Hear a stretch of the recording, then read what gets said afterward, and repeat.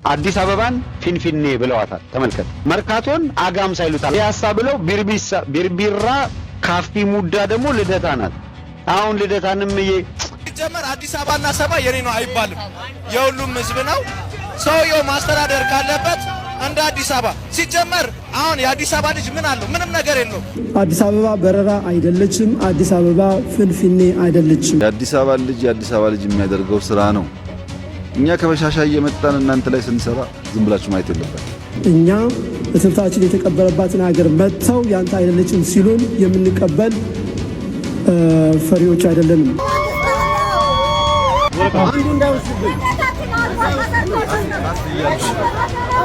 ሰበር መንግስት ቤተክርስቲያኑን ሊገነባ መሆኑ ተሰምቷል። በአርሲ ሀገረ ስብከት በአሰኮ ወረዳ በታጠቁ ኃይሎች ወድሞ የነበረው ቅዱስ ገብርኤል ቤተክርስቲያን በመንግስት ሙሉ ወጪ ዳግም ሊገነባ መሆኑ ተገልጿል። ከጎኔ የቆመችው ፕሮፌሰር ናት። ይህቺ ፕሮፌሰር አንድ ቃል እንትለኛለች። እኔ የኢትዮጵያ ኦርቶዶክስ ቤተክርስቲያንን አልወዳትም ማለት ነው። ጦርነቱ ሊጀመር ስለሆነ ለስንቅና ትጥቅ ገንዘብ አዋጡ በሚል ከ5000 ብር እስከ 20000 ብር ከነዋሪዎች ገንዘብ እየተሰበሰበ እንደሚገኝ ተሰማ። ነዋሪዎችም ከአቅማችን በላይ ነው ሲሉ በቤንሻንጉል ጉሙዝ ክልል አሶሳ ከተማ የሚገኙ ነዋሪዎች ቅሬታቸውን ገልጸው አረ ወገን የቤተ ክህነቱ የስልጣን ክፍፍልና ሽግሽግ ወዴት እያመራና ወዴት እየሄደ ነው? ሰላም እንዴት ናችሁ? በአዳዲስና ወቅታዊ መረጃዎች መጣሁ። በአሁኑ ሰዓት የአዲስ አበባ ጉዳይ አንገብጋቢ ሆኗል። የአዲስ አበባ ሰፈሮችም በኦሮምኛ ስም ተሰይመዋል የሚባሉ መረጃዎች እየወጡ ይገኛሉ። ይህንን አስመልክቶም የአዲስ አበባ ወጣቶች በቃ ሲሉ ድምጻቸውን አሰምተዋል። የአዲስ አበባ ልጅ ሰፈር እንጂ ብሔር የለውም፣ እኛ ምን አደረግን ሲሉም አክለዋል። በታጣቂ ኃይሎች የተቃጠለውን የአርሲ ቅዱስ ገብርኤል ቤተክርስቲያንን መንግስት ሙሉ ለሙሉ ወጪውን ሸፍኜ አሰራዋለሁ ብሏል። ለጦርነቱም የሚሆን ከነዋሪዎች ብር እየተሰበሰበ እንደሆነ መረጃዎች እየወጡ ይገኛሉ። ብፁዕ አቡነ ሳዊሮስ ከ7 በላይ የሚሆኑ ስልጣኖችን በመያዛቸው ምክንያት አባ ጠቅልህ እያሏቸው ይገኛሉ። የቅባትን እምነት ስለሚያራምዱት አባቶችም አዳዲስ መረጃዎች ወጥተዋል። እነዚህንና ሌሎችንም በዚህ ቪዲዮ በሰፊው የምንመለከት ይሆናል። ለዚህ ቤት አዲስ ከሆናችሁ ቤቱን ሰብስክራይብ፣ ቪዲዮን ደግሞ ላይክ እና ሼር ማድረጋችሁን እንዳትረሱ። በቲክቶክ ስሟ የልጅ ማኛ በመባል የምትታወቀው ብዙዎች ደግሞ መጽሐፋችን ነሽ የሚሏት አንዲት ድንቅ ሴት የተናገረችውን ቪዲዮ እናስቀድም። እነሆ ከባድ ሚስጥር ላወጣ ነው። ይህንን ቪዲዮ ሪፖስት በማድረግ ጀምሩት። ጥንታዊ ኢትዮጵያውያን እናትና አባቶች ሊያስረክቡን የፈለጉት ኢትዮጵያ መንፈሳዊ ናት፣ ስጋዊ አይደለችም። ልድገመው። ጥንታዊ ኢትዮጵያውያን እናትና አባቶች ሊያስረክቡን የፈለጓት ኢትዮጵያ መንፈሳዊ ናት፣ ስጋዊ አይደለችም። አዎ ስጋችንን የምናመቻመችበት ሳይሆን ለቅዱስ መንፈስ የተገዛ ማንነት ያለበት ሀገር ነበር ሊያወርሱን የሞከሩት። ለዛ ነው ቅድስት ኢትዮጵያ ሲሉ የሰየሟት። የሰው ልጅ ሁሉን ሊያግበሰብስ፣ ሊያጋብስ፣ ሊያካብት እንደፈቀደው እንዲሆን ሳይሆን ሁሉን የፈጠረውን የአምላክን ባህሪ በተፈጥሮ ውስጥ በመረዳት ከነፋስ፣ ከፀሐይ፣ ከዝናብ፣ ከአየር፣ ከእጽዋት፣ ከእንስሳት፣ ከፍጥረታት ተምረው ተመራምረውና አጥንተው በጠልፎ መጣል ላይ ሳይሆን በህብረት ላይ የተመሰረተ ስብዕናና ፍልስፍና ያላት ሀገር። ስለ የትኛዋ ኢትዮጵያ ነው የምታወሪው እንደምትሉኝ እርግጠኛ ነኝ። ለእኛ ለከተማዎች ለምንድን ነው ኢትዮጵያ ግራ የምታጋባን ነው? የወላጆቻችን ትርክትና እሴት ሌላ፣ ማንነት ሌላ፣ የተከበረ የተቀደሰ የተለካ የኛ የተማርነው ሌላ፣ ስለ ቁጠባ፣ ስለ ሀብት፣ ስለ ንግድ ሌላ፣ እየኖርን ያለነው መንገድ ሌላ፣ ዓለም እየኖረበት ያለበት መንገድ ደግሞ ሌላ። ነገር ግን ከዘመን አቆጣጠሯ እስከ ቋንቋ፣ እስከ ፊደሏ፣ እስከ ህይወት መርዋ ይቺ የተቀደሰች ሀገር ቅድስት ሀገር ኢትዮጵያ ማነች? እስቲ ወደፊትና ወደኋላ። ይህንን ሚስጥር ማወጋችሁ በአንድ ታሪክ ላይ ተመስርቼ ነው። ይቺ ከጎኔ የቆመችው ፕሮፌሰር ናት። ይቺ ፕሮፌሰር አንድ ቃል እንትለኛለች። እኔ የኢትዮጵያ ኦርቶዶክስ ቤተክርስቲያንን አልወዳትም ማለች። ቱ ቢ ኦነስት አይ ዱ ኖት ላይክ ኢትዮጵያን። ታዲያ በባንዲራዬ ቀለም የለየችኝ ፕሮፌሰር ለምን እንደጠላችኝ ልነግራችሁ ነው። አማኝ የበዛባት ሀገር ለማንም አትመችም ለአማኙ ካልሆነ በቀር። እንዴት? እውነተኛ አማኝ ከበዛ ሁለት አካላት አይጠቀሙም፣ መንግስትና ባለሀብት። እንዴት? ሃይማኖት ያለባት አላልኩም፣ የአማኞች ብዛት፣ እውነተኛ አማኞች ብዛት ያለባት ሀገር ኢኮኖሚውን አትጠቅምም። እንዴት እንበል? ኢትዮጵያን ኦርቶዶክስ ቤተክርስቲያን ምንድን ነው አስተምህሮቷ? ጾም፣ ጸሎት፣ ስግደት፣ በስርዓት መኖር፣ በልኬት። ይሄ ለማን አይመችም? ለኢኮኖሚው አይመችም። ምን ማለት ነው? ለምሳሌ ጾምን እንመልከት። የጠዋት ካፌ አገልግሎት በየ5 ሜትሩ የተቀመጠው የጀበና ቡና ካፌና ቁርስ ቤት ገቢ ይቀንሳል። በተዘዋዋሪ የግብር ገቢ ምን ያደርጋል? ይቀንሳል ማለት ነው። በቂ ጊዜ ካለው ሰው የራሱን ምን ያደርጋል? ምግብ ያበስላል፣ የራሱን ቅመም ይፈጫል፣ የራሱን ወተት ያፈላል፣ የራሱን ቡና ይቀቅላል። የታሸገ ቡና፣ ወተት፣ እንዶሚን ምናምን አይበላም። ስለዚህ ለማን አይመችም? በሰፊው በብዛት የሚያመርቱት የቡና አምራች እንበለው የእንዶሚን የሆነ ነገር የሚያመርቱት አካላት አይመችም። ሰው ራሱን በራሱ ከቻለ አይመችም። ሁለተኛ እውነተኛ አማኝ ከበዛ የምሽት ህይወትና መዝናኛ ሆቴል፣ አርብና እሮብ የጾም ወቅት የጾም ከ250 በላይ ያሉ የአጽዋማት ቀናት መጠጥ ፋብሪካው ገቢው ይቀንሳል። ማን አይመቸውም? አምራች ኃይል። ሆቴል ይዞ የሚዳራው ሰው መጠን ይቀንሳል። ለምን? የጋብቻ ቅድስና፣ ከዝሙት መቆጠብ፣ ከስካር መቀነስ፣ ዘፈን ኃጢአት ነው፣ ዳንኪራ፣ ጭፈራ እነኚህ ሁሉ ሴተኛ ዳሪነት ይቀንሳል። ይሄ ማለት ኢንፎርማል ኢኮኖሚ ይጠፋል ማለት ነው። ይሄንን ማን አይመቸውም? ሁለት አካላት መንግስትና አምራች ኃይላት። ሶስተኛ በሃይማኖታዊም ይሁን በባህላዊ ስርዓት ጠጅና ጠላ ቦርዴና አረቄ ከቤት ውስጥ ከወጣ በጅምላ መጠጥ የሚያመርቱት አይመቻቸውም። ገበሬውን ራሱ አርሶ ራሱ ምግብ ችሎ ወይም ደግሞ የራሱን ልብስ ከጠለፈ የራሱን ጫማ ከሰራ የራሱን ከብት ካረደ ከበላ የራሱን መጠጥ ከጠጣ ገንዘቡን የገበሬውን ገንዘብ የህዝቡን ገንዘብ አትቀምሰውም። የራሱን ቤት ራሱ በዘራው ሳር አጭዶ ሳር ክዳን አድርጎ የራሱን ቤቶች ከሰራ በራሱ ከብቶች እበት ከለቀለቀ ማን ሲሚንቶን ቀለሙን ታይልሱን ፌሮን ማን ሊገዛ ነው? ማን ሊገዛ? አምራች ኃይል ምን ያደርገው? አይመቸውም። ግብር ሰብሳቢ አካል አይመቸውም። ለማንም አይመችም። ስለዚህ ይህ ትስስር መላላት አለበት። እኒህ ደግሞ ወደ ውበትና ጌጣጌጥ ኢንዱስትሪ እውነተኛ አማኝ ከሆነ ቀለሙን፣ ዊጉን፣ ሊፕስቲኩን፣ ጌጣጌጡን ልክ እንደኔ ከንቱ ያልሆነው አይገለገልም። ለምን? በአማኙ በኩል ይህ ነገር የተከለከለ ነው። በስርኩል ብቻ የምትዋብ ሴት ባለችበት ከከብት በናጡት ቅቤ የሚዋብ ጸጉር ባለበት ማን ፕሮዳክቶቹን ሁሉ ሊገዛ ነው? ስለዚህ አምራች ኃይል ምን አያደርግም? አይመቸውም። ከዛ ነገር ውስጥ ግብር የሚያገኘው አካልም አይመቸውም። አማኝ ከበዛ ኢንሹራንስ እና ቁጠባ በላይ የህዝቡን ገንዘብ አትወስደውም፣ አታገኘውም። ምክንያቱም መርሁ እግዚአብሔር ያውቃል። ዘመናዊ ፋይናንስ ላይ ግድ የለውም። የህይወት ቀላልነት ሚኒማሊስት፣ የመንፈሳዊ ህይወት ጥልቅ ዓላማ ስጋዊ ምቾት ሳይሆን የነፍስ ድህነት ነው። ውድና ዘመናዊ ቤት፣ ጌጣጌጥ፣ መኪኖች መቀየር ፍላጎቱ አነስተኛ ነው። ስለዚህ ትርፍ ገንዘብ በጠቅላላ ወዴት ይሄዳል? ለምጽዋት፣ ለዝክር፣ ለቤተክርስቲያን ህንፃ ከዋለ ገንዘቡን አትነካውም። አማኝ በዝቶ አጽዋማት ከተከበረ ሰርጉ፣ ልደቱ፣ ድግሱ፣ ፎቶ፣ ቪዲዮ፣ ኬኩ፣ የማሽን ግብአቱ፣ ኢቬንት ኦርጋናይዘሩ ከዘይቱ ጀምሮ እስከ ዲኮሩ፣ እስከ ሙሽራው ሱፉ፣ እስከ ቀሚሱ ሁሉም ነገር ይቀዘቅዛል። ስለዚህ ለማን አይመችም? ለግብር ስብሰባና ለአምራች ኃይሉ አይመችም። ይሄን ብላና የእናት ብላ ደግሞ ሃይማኖቱ ይከለክላል። ታዲያ ይሄ ለአምራች ኃይሉ ችግር ነው። አሳማውን፣ ፈረሱን፣ አህያውን፣ ጊንጡን፣ እባቡን አልበላም ይላል። ሃይማኖቱ ይከለክላል። ሸኮና ክፍት፣ ሸኮና ድፍን። ስለዚህ ይህ ለማን አይመችም? ለአምራች ኃይሉና ትርፍ ለማግኘት ግብር ለማግኘት ለሚፈልገው አካል አይመችም። እንቀጥል ደግሞ ለኪራይና ለንግድ የቤቱ ባለቤት አማኝ ከሆነ ለባር፣ ለቁማር ቤት፣ ለዝሙት አላከራይም ይላል። ይሄ በተዘዋዋሪ ማንን ይነካል? ኢኮኖሚውን። ደርሶ ደግሞ ሰንበት ሲመጣ ቤተክርስቲያኗ ምን ታስተምራለች? ናግባ፣ ከየት ከኪዳን ከቅዳሴ የታመመውን ጠይቅ፣ የወለደውን ጎብኝ። ታዲያ የተከፈተው ፓርክ፣ ፊልም ቤት፣ መጠጥ ቤት ማን ገንዘብ ሊያወጣበት ነው? አትመችም። ጨነቀኝ ደከመኝ ጊዜ ተረፈኝ ምን ላድርግበት? ሂድ ወደ ገዳም፣ ሂድ ዘመድ ጠይቅበት፣ በአክፍሎት ወደ ክርስትና እናት፣ ወደ ክርስትና አባት። ገንዘብን ወደ ቤት፣ ወደ ቤተሰብ አውልበት። ነገር ግን አሁን ወዴት? ወደ ሪዞርት ሂዱ። አይመችማ። ወደ ሪዞርት ወደ ገዳም የነበረው አይሆንማ።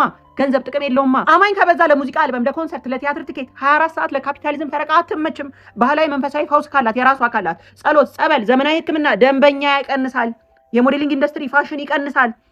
የሽቶ ይቀንሳል። ባሪቲና በማጥንት የምትዋብ ሴት ካለች የኮስሞቲክስ የስኪን ኬር ምርት ካልተገዛ እንዴት አድርጎ ግብር ይሰበሰባል? የኦርቶዶክስ መመሪያ ሰርፍ ኮንትሮል ባለው መርካት ኮንቴንመንት በቃ ይሄ አይመችም። ጤፍ፣ ገብስ፣ ስንዴና በቆሎ ራሱ አምርቶ ራሱ በሙቀጫ በእጅ ከፈጨ በርበሬ፣ ሽንኩርት፣ ነጭ ሽንኩርት፣ እርድ፣ አትክልት በቤቱ ከዘራ አልፎም ደግሞ ወተትና አይብ፣ እርጎና እንቁላል፣ ከብትና ዶሮ ቅቤውን በቤቱ አርብቶ ካነጠረ ጠላና ጠጅ፣ አረቄና ቦርዴ፣ አሬራ በራሱ ጌሾና ማር ከተጠቀመ ጥጡን ፈትሎ በእንዝርቱ ሸማ ከሰራ ነጠላ፣ ጋቢ፣ ቡልኮ ከሰራ ቆዳ ልጦ አልጋ፣ ኮርቻ፣ ጫማ ካደረገው ሸክላ አፈር ጠፍጥፎ ምጣድና ድስት እንስራና ጋን ጉልቻ ከሰራ አልጋ፣ ወንበር፣ ሞፈር፣ ቀንበር፣ ሰፌድ፣ መሶብ፣ ቅርጫት ከሰራ የደቦ ወንፈል ባህል ይዞ የጋራ ቤት ከገነባ ከተረዳዳ በባህል ሕክምና ስርና ቅጠል በጥሶ ከበሽታ ከዳነ በመንፈሳዊ ጸበል አእምሮ ጤና ካገኘ ከውጭ ኢኮኖሚ ነፃ የሆነ ማህበረሰብ ሊፈጠር ነው።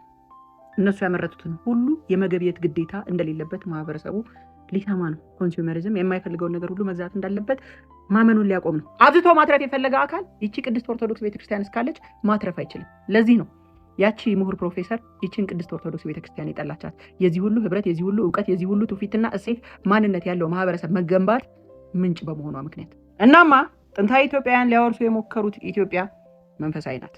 በህብረት፣ በጥምረት፣ በፍቅር፣ በመተሳሰብ ጠልፎ ጥሎ በማለፍ ሳይሆን አንድ ላይ በማደግ የደቦ ስራ ነበር፣ የደቦ ፍርድ ሳይሆን። እና ይህንን ለማለት ፈልጌ ነው። አቤት አቤት! እስካሁን ቁጭ ብላችኋል አላችሁ፣ ግን አላችሁ። የእውነት በጣም ይደንቃል። እንደሰማችሁት ነው። ይህ መልሷ እሷ ላለቻት ለአንዷ ፕሮፌሰር ብቻ ሳይሆን አሁን ላይ ስላለው ጉዳይ አሁን ላይ ይችን ኦርቶዶክስ ቤተክርስቲያንን ለማፍረስ እና ከምድረገጽ ለማጥፋት ስለሚጥሩትም ሰዎች ጭምር ነው። መቼም ብዙዎቻችን እንደው ለምንድን ነው ኦርቶዶክስ ላይ ሁሉም ሰው በዚህ ልክ አይኑን ያፈጠጠው? እንደው ለምንድን ነው እያን እንጠይቃለን። ለምን በዚህ ልክ ኦርቶዶክስ ተጠላች? ለምን አማኙ ተጠላ? አንገቱ ላይ መስቀል ስላለ ብቻ ለምን ተሳደደ ስንል መልሱ እዚህ ቪዲዮ ላይ ይገኛል ማለት ነው። በእርግጥ ብዙዎቻችን እናውቀዋለን፣ ግን አሁን ላይ ደግሞ እህታችን በደንብ አብራርታና ግልጽ አድርገዋለች። እንዳለችውም ድሮ ኢትዮጵያ እና ኦርቶዶክስን መለየት ሀገሪቷን ሲያስተዳድሯትም የነበሩትም ቅዱስም ንጉስም ስለነበሩ ማለት ነው። ሌሊት አምላካቸውን ሲያመሰግኑ ሲያወድሱ፣ ህዝቡን ደግሞ ወደ ንስሐ ሲመልሱ ሲያቆርቡ ያድሩና ቀን ደግሞ ፍትህ ተጓደለ፣ ድሃ ተበደለ ብለው የሚፈርዱ ነበሩ። ታዲያ የድሮዋ ኢትዮጵያና የድሮ አባቶቻችን ያስቀጥሏት የፈለጉት ሀገር መንፈሳዊዋን ኢትዮጵያ ነው። ይህንን ለማለት ደግሞ ዘወር ብለን ታሪኮቻችንን ማንበብ ይኖርብናል ማለት ነው። ስለዚህ ባጭሩ የኦርቶዶክስ ጥላቻ ከምንድን ነው የመነጨው? አንድ ሃይማኖት ከሌላኛው ሃይማኖት ጋር ሲጋጭ በፍጹም አይተነው አናውቅም። በፍጹም ሁሉም አካል የሃይማኖት ተቋም ሊሆን ይችላል፣ የተለያየ የሥራ አካል ወይም የተለያየ ስልጣን ያላቸው ሰዎች ሊሆን ይችላሉ። ምንጊዜም አይናቸውን የሚጥሉት እዚች ኦርቶዶክስ ቤተክርስቲያን ላይ ነው። ለምንድን ነው ለሚለው ጥያቄ በግልጽ አሁን ተመልሶልናል። እጅግ በጣም እናመሰግናለን እህታችን። እውነትም መጽሐፍ ኢትዮጵያ ለምትባለው ሀገር የኛ ቤተክርስቲያን ባለውለታ ነች። የመጣ ሁሉ ይፈነጭባታል። የመጣ ባለስልጣን ሁሉ እሷ ላይ ጉልበቱን አሳይቶ ተንጠራርቶባት ነው የሚሄደው። ጣሊያን የመጣ ጊዜ መጀመሪያ የረሸነው የኛን አባቶች ነው። እነ አቡነ ሚካኤልን እነ አቡነ ጴጥሮስን ነው የረሸነው። ደርግ ወደ ስልጣን ላይ ሲመጣ አቡነ ቴዎፍሎስን ነው አንቆ የገደለው። ፓትርያርኩን ብፁዕ ቅዱስ አቡነ ቴዎፍሎስ አንቆ ነው የገደላቸው። ከመንበራቸው ላይ ጎትቶ አውርዶ ጣሊያን ደብረ ሊባኖስ ገዳም ሄዶ በአንድ ቀን ከ300 በላይ መነኮሳትን ነው አርዶ በእሳት ያቃጠለው። ማረዱ ሳያንሰው አባቶቻችንን በእሳት እያቃጠሉ ወታደሮቻቸው ልክ በግሪክ ውስጥ ለሄራ እና ለነ አፖሎ እንደሚደረገው ያለ መስዋዕት ነው የተደረጉት። የሰው ስጋ ይጠበሳል፣ ተጠብሶ ይሸተታል ከተባለ ይሄ ግፍ የተፈጸመው በእኛ ቤተክርስቲያን ላይ ነው። ቤተክርስቲያን አገርን ከነ ጣሊያን ከነ እንግሊዝ ከነ ፖርቹጋል ከሶማሌ ሳይቀር ከሱዳን ማህዲስቶች አክራሪ ሙስሊሞች ከነዚህ ሁሉ ጠብቃ ያቆየች የኛ ቤተክርስቲያን ነች። ዛሬ ግብረ ሰዶማዊነት ቤተክርስቲያን ላይ እንዲሰራፋ የሚሰሩ የማፊያ ቡድኖች ይህንን ሁሉ ታሪክ አያውቁትም። ዛሬ የኛ ቤተክርስቲያን ባትኖር ኖሮ በባርነት ቀንበር ተይዛችሁ የፈረንጅ አለቅላቂ ነበር የምትሆኑት። ቤተክርስቲያናችን የኢትዮጵያ ባለውለታ ነች፣ ጠላት አይደለችም። ይሰማችኋል? በነገራችን ላይ ቤተክርስቲያንን ነክቶ የከበረ የለም። እነ ዮዲትም ተዋርደዋል። ሱስንዮስም ተዋርዶ ነው የሞተው። እርግጥ መጨረሻ ንስሐ ገብቷል። እነ ግራኝም አልፈዋል። ዘመነ መሳፍንትም አልፈዋል። ጣሊያንም አልፈዋል። እንግሊዝም አልፋለች። እናንተም ታልፋላችሁ። አንተዛዘብ። ሁሉ እንደ ወራጅ ውሃ ያልፋል፣ እንደ ዮርዳኖስ። ኮፒ ሊንክ አድርጉልኝ ይሄን ቪዲዮ። እውነት ነው። ከምንም በላይ የሚያበሳጨውና የሚያናደው ነገር ደግሞ የውጩ አይደለም። የውጩ እንዳለ ሆኖ ውስጥ ላይ ያለው ጉድ፣ ውስጥ ላይ ያለው ነገር መቼም ሁላችሁም በነጋሽ ሚዲያ የተላለፈውን ጉድ ሰምታችሁታል ወይም አይታችሁታል ብዬ አስባለሁ። እኔ እዚህ ቻናል ላይ አምጥቼ ለመልቀቅ ምንም ሞራሉን አላገኘሁም። አይደለም ይቅርና ሙሉውን ራሱ ለማዳመጥ አልቻልኩም። ምክንያቱም የተደረገ ግፍ በቃ ምን ብዬ ልንገራችሁ፣ ይሄ የቆሻሻ ተግባር ቤተ መቅደስ ውስጥ ነው የገባው። ቤተ መቅደስ ውስጥ አባቶቻችን ያስረከቡልን ያቺ ቅድስት ቤተክርስቲያን መቅደሷ ውስጥ ይሄ በእሳት ከተማዎችን ያጠፋው ኃጢአት በእኛ ዘመን በዚህ ዘመን ሌላ ቦታ አይደለም እላችሁ ቤተ መቅደሱ ውስጥ እየተደረገ ይገኛል። እንዳልኳችሁ ይህንን ነገር አቅሙ ካላችሁ የመስማት ያላያችሁ ካላችሁ የነጋሽ ሚዲያ ላይ ሄዳችሁ ማየት ትችላላችሁ።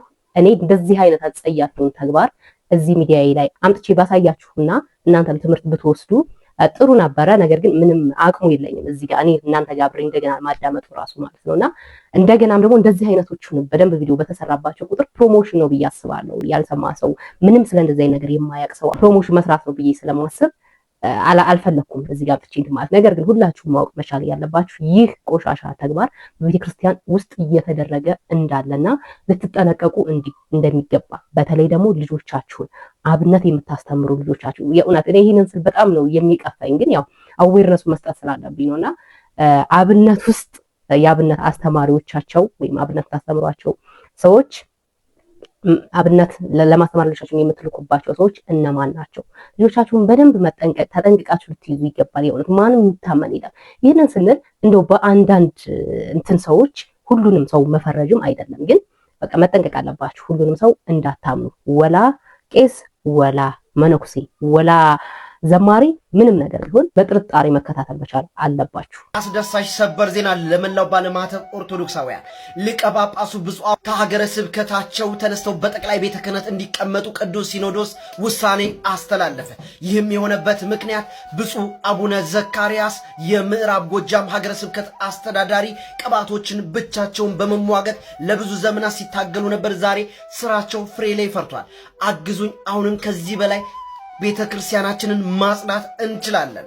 ሆኖም በምስራቅ ጎጃም ብፁዕ አቡነ ቶማስ በሚመራው ሀገረ ስብከት የቅባት እምነቶች በተለይም በቆጋ ኪዳነ ምሕረት ፓትርያርክ ሾሞ ጳጳሳት ሾሞ በገዛ ቤተ ክርስቲያናችን ውስጥ እየተሰራፉ ይገኛል። ሆኖም ብፁዕ አቡነ ቶማስም መድረክ ላይ ሳይቀር የነሱን እምነት መስበካቸውም የሚታወስ ነገር ነው። ዛሬ ላይም ስራችን ፍሬ አፍርቶ በቅዱስ ሲኖዶስ ውሳኔ መሰረት ሀገረ ስብከታቸውን ለቀው ጠቅላይ ቤተ ክህነት በሚገኘው ማረፊያቸው ልክ እንደ አቡነ ሩፋኤል እንዲቀመጡ ተወስኗል። እግዚአብሔር ይመስገን። እግዚአብሔር ክብሩን ይውሰድ። እግዚአብሔር ቤቱን ያስከብር። እግዚአብሔር ቤቱን ያጽዳ እያላችሁ ኮሜንት ላይ አንዳንድ ጊዜ ይሄ ሶሻል ሚዲያ ላይ የምንጮኸው ነገር ፍሬ አፍርቶ ሳየው የእውነት እንዴት ደስ እንደሚለኝ እንዴት ፕራውድ እንደማደርግ ኦኬ ዘሪስ ፓወር አላለሁኝና ፓወር አለን። የእውነት ምንም ነገር ማድረግ እንችላለን። በእኛ አባት ዙሪያ ላይ እንግዲህ የተለያዩ መረጃዎች እየወጡ በጣም እያስተጋባ ነው ነበረ። አሁን ላይ እኛም ብቻ ሳይሆኑ ከዚህ የሚጠረጥሩ አባቶች ከመጠርጠርም አልፎ ደግሞ መረጃ የተገኘባቸው አባቶች ይሄ ማህበራዊ ሚዲያውም ጭምር በመጮህ እርምጃ እየተወሰደባቸው ይገኛልና የእውነት ይሄ ትልቅ አቺቭመንት ነው፣ ደስ ይለናል። ነገር ግን አንድ አባት ምን አሉኝ መሰላችሁ? እንደዚህ ሚዲያ ላይ አይተው ነውና ልጅ ያሉኝ የምትሰሪው ስራ በጣም ጥሩ ነው፣ ደስ ይላል። ነገር ግን እንደው አባቶች ላይ የምትሰሪው ነገር በደንብ ጥንቃቄ አድርጊበት አሉኝ። ምንድነው? እኔ መረጃ ይዤ እንደገና ደግሞ ህዝቡ ብዙ ጊዜ እኔ ህዝቡ የሚለው ነገር ነው ህዝብ ላይ ያለው ነገር በብፁዕ አቡነ ሩፋኤል ላይ ለምሳሌ ህዝቡ በጣም ጮሁ ነበር። በዛ ምክንያት ነው የሰራሁት። ህዝቡ በቃ ተበደልን ብሎ መግለጫ አውጥቷል። ብዙም እንደዚህ አባቶች ላይ ተሰራ ህዝቡ በጣም የሚጮህበትን ነገር እንደገና መረጃ ያለው ማህተም ያለው ደብዳቤ ምናምን ሳይ ነው ደፈር ብዬ መስራት የምችለውና እሱ ላይ ግን ጥንቃቄ አድርጊ፣ በደንብ ጥንቃቄ ብታደርጊ መልካም ነው። አሁን የተያዘውን ነገር እናንተ አታውቁትም። አገልጋይ ናቸው ቤተክርስቲያና የተያዘው ነገር እናንተ አታውቁትም። ሚዲያ ላይ ያላችሁ ልጆች አታውቁትም። እኛንን የምናውቀው አሉ። እንዴት አልኳቸው። ቤተክርስቲያን ውስጥ አንድ ካህን ከተጋጨ አሁን የተያዘው ትሬንድ ያኛውን ካህን ስም ለማጥፋት የተበደለው የተጣላውን ካህን ስም ለማጥፋት ለአንድ ሚዲያ ወይም ለአንድ ግለሰብ ይሄድና እንደዚህ በድል ብሎ ይነግረዋል። ያ ግለሰብ ደግሞ ቲክታክ ላይ ቪዲዮን ይሰራል። ያ ቪዲዮ ደግሞ ብዙ ሰው ይቀባበለውና የስም ማጥፋት ዘመቻ ይደረጋል። ከዛ ያ ሰውዬ ወይም ያ ካህን በቃ ስሜ ከሚጠፋማ ብሎ ያን ደብር እንዲለቅ ይደረጋል። እና ይሄ ቻሌንጅ እና ይሄ ትሬንድ በጣም እየተሰራበት ነውና እነዚህ ነገሮች በጣም ተጠንቀቂ ያሉኝና ገረመኝ። እንደዚህ ማለ ያልኩኝ በዚህ ልክ ክፋት አለ ያልኩ እውነት ለመናገር እኔ እስካሁን እንትን ያልኳቸው ነገሮች አሉ ብዬ አላስብም። ግን በቃ የክፋታችን ጥግ በጣም ገረመኝ ማለት በጣም ደነቀኝ ጭምር። እሺ አባቴ እኔም ከዚህ በኋላ ቢሆን እስካሁን አብዛኛው ቪዲዮዎች እንደዛ ነው እንዳልኳችሁ የህዝብ ላይ ነው ህዝቡ ሲጮህ ምናምን ነው የምሰራውና ማህተም ያለበት እንደዚህ እንትኖች ሲወጡ ነው የምሰራው። ነገርኳቸው እንደዚህ ነው የምሰራው አልኳቸው። አይ ጥሩ ነው ግን ወደፊትም ቢሆን ይህን ነገር ተጠንቀቂ ያሉኝና ገረመኝ። እንደዚህም አለ ልላችሁ ፈልጌ ነው። እግዚአብሔር በወደደና በፈቀደ ከዚህ በኋላም ቢሆን ይህ ሚዲያ የህዝቡ ሚዲያ ነው። ህዝቡ እንዲተደረገብን በደል ተፈጸመብን ብሎ ሲጮህና እኔም ቢሆን ያየሁት ነገር ስላለ አሁን ድሮ ወይም እኔ የውጫዊ አካል ሁኜ አባቶች እንደዚህ ያደረጉ ጳጳሳት እንዲያደርጉ ቢባል ትንሽ ልደነግጥ እችላለሁ፣ ውሸትም ነው ልል እችላለሁ። ግን የጨረቃ ጳጳስ ጊዜ እንደነገርኳችሁ በዛ ሰዓት የኦሮሚያ ክልል ስለነበርኩና ጳጳሳቶች ናቸው ተብሎ በተሾሙት አካላት የደረሰ ግፍና በደል በአይኔ ስላየሁኝ እንደዚህ አይነት ነገር ተደረጉ ሲባል የማመን ችግር የለብኝም። ኧረ ወገን የቤተ ክህነቱ የስልጣን ክፍፍልና ሽግሽግ ወዴት እያመራና ወዴት እየሄደ ነው? እኛ እነዚህ አላግባብ ኃላፊነታቸውን መወጣት የማይችሉ አካላት ስልጣናቸውን መቀማት ለጊዜው መታገል ምናምናቸውን እኛ እንቃወሙ። ነገር ግን ስልጣን ሁሉ እየተመሰበሰ ወደ አንድ አካል ደግሞ ሲል ይሄ ትንሽ ፍትሃዊ ነው ለማለት ይከብዳልና አንድ ሰው አንድ ነው። ሁሉም ነገር ውስጥ ሊገባ ሁሉም ነገር ሊቆጣጠር ሁሉም ነገር ሊሰራ ደግሞ አይችልም። ምን እንደፈለጉ ገባቸዋል እንዴ? ቀን በቀን የሆነ ሰንበዴ ስልጣን በተቀማ የሆነ በታገደ ቁጥር ወደ አንድ አካል ነው የሚሄድ ያለ ስልጣኖች ሁሉና ይሄ ነገር እንዴት ነው? ለፖለቲካውም አልበጀም እንኳን በቤተ ክህነት በቅዱስ ቤተ ክርስቲያን አሰራር እባካችሁ በአግባብና በኃላፊነት እንወጣ ዘንድ ሁሉም ምንድን የሚባለው ይሄ 50 ሎሚ ለአንድ ሰው ሸክም ነው፣ ለ50 ሰው ግን ጌጡ ነው ነውና ትልቅ የቤተክርስቲያን ኃላፊነት ሁሉም ኃላፊነት ተመድቦለት በሌላ አካል ቢሰራ የሥራ መደራረብ ሳይኖር ሁሉም እኩልና ወጥ በሆነ መንገድ ስራውን ሊሰራ ይችላል። አንድ ሰው ላይ ግን ሲሆን የሚያሳድረው ጫና የቤተክርስቲያን አገልግሎት ላይ ክፍተት እንዲፈጠር ያደርጋልና ስልጣን ሁሉ ወደ አንድ አቅጣጫ ባይሄድ ጥሩ ነው ለራጁ ግራ ገብቶኝ ነው። ዛሬ እንደሰማነው አዲስ የሹመት ትንሽ ግራ ያጋባል ቤተ ክህነት አካባቢ ያለው ነገርና እስቲ ግራ ገብቶኝ ነው ይሆናል ይቻላል። እንግዲህ ብፁዕ አቡነ ሳዊሮስ ወደ 7 የሚደርሱ ስልጣን አላቸው ወይም የሥራ ክፍል አላቸው። ለምሳሌ የመጀመሪያው የደቡብ ምዕራብ ሸዋ ሀገረ ስብከት ሊቀ ጳጳስ ናቸው። በሁለተኛ ደረጃ በምስራቅ አፍሪካ የኬንያ ሀገረ ስብከት ሊቀ ጳጳስ ናቸው። በሶስተኛ ደረጃ በምስራቅ አፍሪካ የኡጋንዳ ሀገረ ስብከት ሊቀ ጳጳስ ናቸው። በምስራቅ አፍሪካ የታንዛኒያ ሀገረ ስብከት ሊቀ ጳጳስ ናቸው። በምስራቅ አፍሪካ የሩዋንዳ ሀገረ ስብከት ሊቀ ጳጳስ ናቸው። በአዲስ አበባ የታላቁ ምስካየ ኅዙናን መድኃኔዓለም የበላይ ኃላፊ ሊቀ ጳጳስ ናቸው። የአዲስ አበባ ሀገረ ስብከት ሊቀ ጳጳስ ናቸው። 7 የሥራ ክፍል ለአንድ ሊቀ ጳጳስ ተሰጥቷል። እዚህ አባ ጠቅል የሚል ስያሜ ተሰጥቷቸዋል ማለት ነው። ይህን ጉዳይ እናንተ እንዴት ታዩታላችሁ? እንግዲህ ብፁዕ አቡነ ሳዊሮስ ሁላችንም የመጡበትን መንገድ ምን እንደነበረ ምናምን የምናስታውሰው ነው። የቅርብ ጊዜ ትውስታችንም ነው፣ የሚረሳም አይደለም። እና ሌላኛው ደግሞ ስለሳቸው የሰማሁት እሳቸው በዚህ ሰዓት በጣም ጥሩ ስራ እየሰሩ ነው። ምክንያቱም ደግሞ ይሄ በሙስና የተጨማለቀን ነገር እያጠሩት ነው። በጣም ጎበዝ ናቸው ስራ ላይ የሚል ደግሞ ሌላ መረጃ አንድም ብቻ አይደለም 2 3 4 እየሰማሁ ነበርና እውነት ይሄን ነገር አድርገውታል የሚለው እርግጠኛ የሆነ ውጤት ስናይ ነው ልንመሰክርላቸው የሚገባው። ግን ብዙ ሰው ደግሞ ያን ጉዳይ የሻሸመኔውን አንረሳውም፣ የጭልጋ ጳጳስ ጉዳይን አንረሳውም፣ እሳቸው ላይ ጥሩ ነገር እንጠብቃለን ብለን አናስብም ምናምን እያለ እየተሟገተ ይገኛል ብዙ ማህበረሰብ ማለት ነው። ግን ምን ልላችሁ ፈልጌ ነው ሌሎች መረጃዎችም እየወጡ ይገኛሉ። እውነት ይሄን ነገር እያደረጉ ከሆነ ወደፊት የምንመለከተውና በሌላ ቪዲዮም የምንሰራው ይሆናል። እናንተ ግን ሐሳብ አስተያየታችሁን ኮሜንት ላይ አስቀምጡልኝ። አዲስ አበባን ፊንፊኔ ብለዋታል። ተመልከት፣ ከዚህ በፊት አንብበንላቸዋል። መርካቶን አጋምሳ ይሉታል። አሁን መርካቶን እያፈረሱ ነው። አንድ በትንታኔ በዶክመንተሪ አዘጋጅቶ አርቲስት መልስ አበራ ጆሮ እዚህ ኢትዮ ሰገነት ላይ ያቀረበውን ታውቃላችሁ። መርካቶን በሚመለከት ይኸው ለአጋምሳ ብለው መርካቶ ነው፣ ፒያሳ ብለው ቢርቢሳ ጎሮ። ይሄ የፒያሳ ስም የሚቀየርበት ነው። የተዘጋጁበት ይሄን ነው። ምክክር ኮሚሽን ብለው ይሄን ከተጋለጡ በኋላ ምክክር ኮሚሽን ብለው ይሄን ሊያስቀይሩ ይሄን የአዲስ አበባን ስምና አጠቃላይ የአካባቢ ስም 22 ማዞራን ሆዱ ቡርማ ምናምን ብለውታል። ዳለቲ ያሉት 4 ኪሎን ነው። ሲልካሊ ነው ምናምን ደግሞ ሳር ቤት፣ ባሮ ኮርማ፣ ጥቁር አንበሳ፣ ላጋ ሐሬ፣ ለጋ ሐረን፣ አርካንሳ ነው ምናምን መካኒሳ ምናምን ምንድን ነው ባካኒሳ ነው ባካኒሳ፣ ሁርፋ ራፊ ነው አውቶቡስ ተራ፣ ጉሊሊ በዳሶ ጉሊሊ በዳሶ ቄራ፣ ካፊ ሙዳ ደግሞ ልደታ ናት። አሁን ልደታንም የልደት እየዘፈር ልጆች እኮ የልቴሩ ስትል ካፊ ሙዳ ልትል ነው ማለት ነው። ሲያምር ይቀራል። እኔ አሁን ስዘረዝር አሉልም ሰዓትም የለኝ። ስክሪንሻት አድርጋችሁ ማየት ትችላላችሁ። የትኛውን ከተማ እስካሁን ያላያችሁ የትኛውን ከተማ በምን ስም የመቀየር ፕላን እንደተደረገ ሰው እንደዚህ ቀይረው አገሪቷን እንገለብጣታለን ነው የሚሉት። በእንግድነት ተቀብለን እንደዚህ አይነት መከራ ለምን እናያለን? ከነዚህ ሰዎች ጋር በዚህ ልክ መነጋገር አለብን።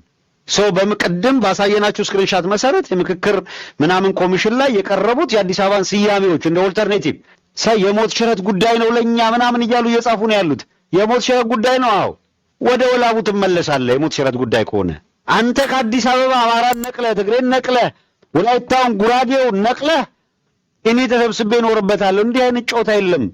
የሞት ሽረት ጉዳይ ነው ለመላው ኢትዮጵያውያን። የአዲስ አበባ ጉዳይ የሞት ሽረት ጉዳይ ነው። ይሄንን ይዞ የመጣ ቡድን ካለ ይሄን ካለ አይደለም እኮ ይዞ የመጣ ቡድን ስላለ በቡድን ደረጃ የተደራጀ አካል። ስለዚህ ትታገላለህ፣ ትቀይራለህ፣ አትታገልም ሌላ ነገር ነው። ሰው አዲስ አበባ ጉዳይ ላይ በጣም ግልጽ የሆነ ነገር ይዘው መጥተዋል። ቅድም ያሳየናችሁ ምክክር ኮሚሽኑ ላይ የአዲስ አበባ ስያሜዎች ሳይቀር ነው የሚቀየሩት። ለአስተዳደር ምናምን ብቻ አይደለም። ቀበሌ በለው፣ ወረዳ በለው፣ ፒያሳ በለው፣ መገናኛ በለው፣ ያደግበት በቃ አዲስ አበባ ልጅ ያደገበት የተወለደበት የሚያውቀው ስያሜና ምናምን በሙሉ ድምጥማጡን አጥፍተን ነው የሚሉት እኮ ሲነቃቅሉ ዝም ብሏል። ስለዚህ ለአዲስ አበባ የሞት ሽረት ጉዳይ ነው። መነሻቸው ምንድነው? አማራ የሚባል አንይ ነው። ለዚህ ነው ደጋግመን ያላችሁ አማራን የህልውና ትግል ከአዲስ አበባ ነጥለህ ልታየው አትችልም። አማርኛ ስም በሙሉ እንነቅላለን ሲል እኮ ነው። ቋንቋ አላመጡልን። አማርኛ የሚባል ነገር መነገር የለበትም። የአዲስ አበባ መነጋገሪያ ቋንቋ ሁላ ኦሮምኛ መሆን አለበት፣ ቆይ መሆን አለበት ብለው እኮ ነው ይዘው እየመጡ ያሉት። በግልጽ መታወቅ አለበት። ስለዚህ በአዲስ አበባ ላይ በከፍተኛ ሁኔታ አሲረው የመጡበት መንገድ ይሄ ነው። ይሄ መጋለጥ አለበት። ሲጀመር አዲስ አበባና ሰባ የኔ ነው አይባልም፣ የሁሉም ህዝብ ነው። ሰውየው ማስተዳደር ካለበት እንደ አዲስ አበባ ሲጀመር አሁን የአዲስ አበባ ልጅ ምን አለው? ምንም ነገር የለውም። የአዲስ አበባ ልጅ ምን አለው? ከስደት ውጭ ባህር ከመብላት ውጭ ምን አለው? ለአዲስ አበባ ልጅ ማን ነው የሚያዝነው? የአዲስ አበባ ልጅ የሚያደርገው ስራ ነው። እኛ ከበሻሻ እየመጣን እናንተ ላይ ስንሰራ ዝም ብላችሁ ማየት የለበት። አዲስ አበባ በረራ አይደለችም። አዲስ አበባ ፍንፍኔ አይደለችም። እንደውም እየቆየን ስንሄድ እነዚህን ስሞች በአባሎቻችን ባን እናደርጋቸዋለን፣ እንዳይጠሩ እናደርጋቸዋለን። ኮምካጋሌ በሩዋንዳ ውስጥ ሁቱና ቱትሲ የሚለውን ስም ለመጠቀም የሚሞክር እስከ 6 ዓመት ያሳስረዋል። ምናልባት እስከዛ ኤክስተንት ልንሄድ የምንችልበት ሁኔታ ይኖራል። ባናስርም ምናልባት የአዲስ አበባ ልጅ አራዳ ነው እንላለን። እንደዚህ የሚጠሩ ሰዎች ፋራ ነው ብለን ልናሳፍራቸው እንችላለን። አለን በዋናው ቤዝ አድርጎ መንቀሳቀስ ያለበት ብለን የምናምነው አዲስ አበባ ውስጥ ነው። ምክንያቱም ትልቁ ኢሹ የአዲስ አበባ ኢሹ ነው። ምንም እንኳን በኋላ ከአዲስ አበባ ተነስተን ወደ መላው ኢትዮጵያ እንሄዳለን ብለን ብናምንም እና ዛሬ ለመወያየት የፈለግነው ወይ ደግሞ ማንም እንዲያውቅልን የፈለግነው አቋማችንን እና 3 አቋም አለን ብለን በይፋ ገልጸናል። ያ የታወቀ አቋም ነው። አንደኛው የአለን አቋም አዲስ አበባ የኢትዮጵያ ዋና ከተማ ነች የሚል አቋም ነው። እኛ ሌላ አራዝመንም ማሳነሰንም ማሳጠረንም አንመለከትም። የአፍሪካ ነች የዩሮፕ ነች ምናምን አንልም። አዲስ አበባ የኢትዮጵያ ዋና ከተማ ነች ፔሪድ። ሶስተኛው በአዲስ አበባ ከተማ ላይ ሜየር መሆን አለበት ብለን የምናምነው ከላይ የተጠቀሱትን 1 እና 2 የሚያምንና የሚቀበል የሚናገር መሆን አለበት። አዲስ አበባ የክልልች የምናምን አዲስ አበባ ፊንፊኔም አይደለችም፣ አዲስ አበባ በራም አይደለችም፣ አዲስ አበባ ነች ብሎ የሚያምን ነው። ለዚህ እንታገላለን። ከማንኛውም የሚመጣ ኃይል ምንም ነገር አንፈራም። እኛ እትብታችን የተቀበረባትን ሀገር መጥተው ያንተ አይደለችም ሲሉን የምንቀበል ፈሪዎች አይደለንም። የአፄ ቴዎድሮስ የአፄ ምኒልክና የነዘርዓ ይደረስ እና አብዲሳ አጋ ልጆች ነን። ስለዚህ ትግል ካስፈለገ በየትኛውም አቅጣጫ ትግል እናደርጋለን። ሰላማዊ ትግል ማለት ነው። ይሄን ነው ከሚዲያውም አካል እና ከአባሎቻችን እና ይህንን ነገር ለመስማትም ከመጡ ጋር እየተነጋገረ ለአዲስ አበባ ወጣት መቼም የአዲስ አበባ ወጣት አሁን ላይ እየተነቃቃም ነው ያለው። አንዳንዶቹ ደግሞ በየጫት ቤት በየሻ ቤት ቁጭ ያሉ ወያኔ ያዳክሟቸው የተቀመጡት የአዲስ አበባ ወጣቶች አሉ። ለነሱ ሊነግሯቸው የሚችሉት መልእክት ካለ በግልጽና በሚዲያው ስም ያስተላልፉልን።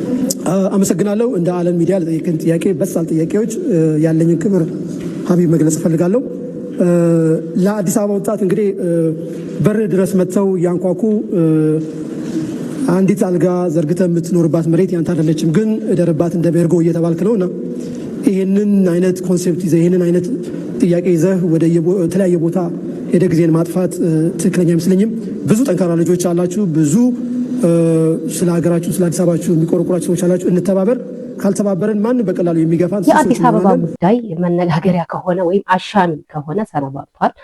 እውነት እንደው በዚህ ልክ አንደኛ የስሟ ስያሜ ጨምሮ በዚህ ልክ ኢሹ መደረግ ያለበት ጉዳይ ነበረ ወይ ብለን ስንጠይቅ ጥያቄ ምልክት ውስጥ የሚገባ ነው። ነገር ግን አዲስ አበባ የሁሉም መኖሪያ ነች። አዲስ አበባ የእንትና ናት ማለት ይከብዳል። ምክንያቱም ከተለያየ ቦታ መጥቶ የሚኖረው ሰው አዲስ አበባ ላይ ነው። ሁሉንም አቅፋ የምትኖር ከተማ አዲስ አበባ ነች። እናም ሁላችንም ተከባብረን ተዋደን አንድን ብሔር ከአንድ ብሔር ሳይለይ ሃይማኖት ከሃይማኖት ሳይለይ የሚኖርባት የፍቅር ተምሳሌትም ነች አዲስ አበባ። ታዲያ አዲስ አበባ በዚህ ልክ አሁን ላይ የስሟ ጉዳይና ሌሎችም ጉዳዮች ለምን ኢሹ መደረግ አስፈለገ የሚለው አሁንም በድጋሚ ጥያቄ ምልክት ውስጥ ነው የሚገባው። እናንተስ በዚህ ጉዳይ ላይ ምን ሀሳብ አስተያየት አላችሁ? ሀሳብና አስተያየታችሁን ኮሜንት ላይ አስቀምጡልን። ነገር ግን ይህ ተዋዶ ተከባብሮ ተፈቃቅሮ የሚኖረውን ማህበረሰብ ባትረብሹትና ቢኖርበት መልካም ነው ብዬ አስባለሁ። ሌላኛው ደግሞ እዚህ ላይ የምትመለከቱት ቪዲዮ ነው። እዚህ ጋር ለኮሪደር ልማት ተብሎ የንግድ ቦታቸው ፈርሶባቸው ነው መንገድ ላይ እየጮሁና የመንግስት ያለ እያሉ ይገኛሉ። አብዛኛው ሰው በዚህ ቪዲዮ ላይ እንዴት መንግስት አፍርሶባችሁ የመንግስት ያለ ትላላችሁ እያለም እየተቻቸውም ጭምር ይገኛል። እናንተም ትላላችሁ? በአርሲ ሀገረ ስብከት በአሰኮ ወረዳ በታጠቁ ኃይሎች ወድሞ የነበረው ከ100 ዓመት በላይ ዕድሜ ያስቆጠረው የጠለታ ጨፋ ቅዱስ ገብርኤል ቤተክርስቲያን በመንግስት ሙሉ ወጪ ዳግም ሊገነባ መሆኑ ተገልጿል። ለግንባታው የሚያስፈልገው 1000 ቆርቆሮ ለአሰኮ ወረዳ ቤተ ክህነት የደረሰ ሲሆን ግንባታው በአጭር ጊዜ ውስጥ እንዲጠናቀቅ መመሪያም ተሰጥቷል። ብፁዕ አቡነ ኤልሳ የአርሲና የሶማሌ ጅጅጋ አህጉረ ስብከት ሊቀ ጳጳስ ከወረዳው እስከ ፌዴራል ሰላም ሚኒስቴር ድረስ ጉዳዩን በማስረዳት ግንባታው እንዲጀመር ከማድረጋቸውም በላይ በሌሎች ወረዳዎች ተመሳሳይ የሰላም እጦት እንዲፈታ ከመንግስት አካላት ጋር እየተነጋገሩ ነው ሲል የአርሲ ሀገረ ስብከት ሚዲያ ነው የገለጸው። የሚበረታታ የሚደነቅ ስራ ነው በእውነቱ መንግስት እየሰራው። ምክንያቱም ለተቃጠለባቸው ሰዎች ወይም ቤተ እምነታቸው ለተቃጠለባቸው ኦርቶዶክሳውያን እኔ ሙሉ ወጪውን ሸፍኜ እሰራለሁ ማለቱ በጣም ይበረታታል፣ ይደነቃል፣ ያስጨበጭባልም ካስፈለገ ማለት ነው። ግን የብዙ ሰው ጥያቄ የሞቱትስ ቤተ መቅደሱ ፈረሰ፣ ተሰራ፣ የሞቱትስ ነፍሳቸውን ይዘሩላቸው ይሆን የሚል ነው። ሁለተኛው ደግሞ ይሄ ቤተ መቅደስ ስላለ መፍረሱስ ዋስትናቸው ምንድነው የሚል ነው።